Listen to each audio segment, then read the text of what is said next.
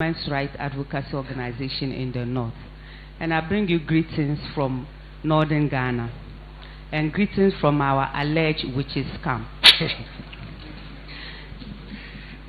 Your Excellency, when you were speaking, I was listening attentively to see, because you know the time that the LGBTQ bill was introduced, it was the same time that the private members bill on the Anti-Witchcraft Bill was also introduced.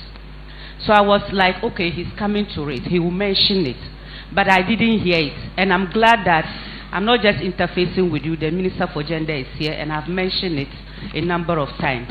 I know there has been progress, it's becoming, you know, it's moving from the private members bill to what you are considering. I just want to have a feedback to the women when I go, that exactly when should we expect the passage of this bill? Because Parliament have already sort of given us their commitment. I think in the last 2 months we've met with the Human Rights Select Committee, and they are very interested in it. They are like, when the bill comes to Parliament, we are going to pass it. Until when should we expect that? Especially your final signature on it. Thank you very much. But let me say that my knowledge of the witches camp has been enhanced based on the work my wife did in the Gambaga witches camp when she was first lady in her first incarnation.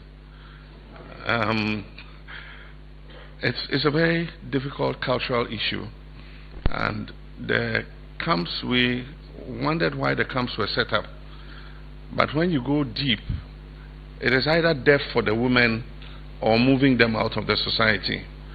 And so what she did as Lordina Foundation was to make life better for them in the society by providing them with what they need to be able to live a dignified existence.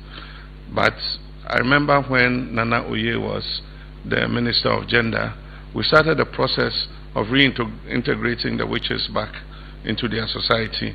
It involved cultural issues, purification, pacifying some things, and educating them to know that, look, this, your wife isn't giving birth, it's not because of your grandmother who was eating her womb.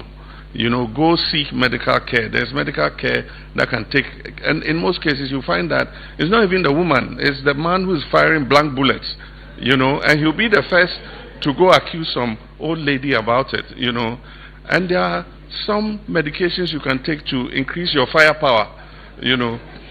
So it's a very complex issue, but certainly the Anti-Witchcraft Bill is important, and the Ministry of Women and Children is following it up.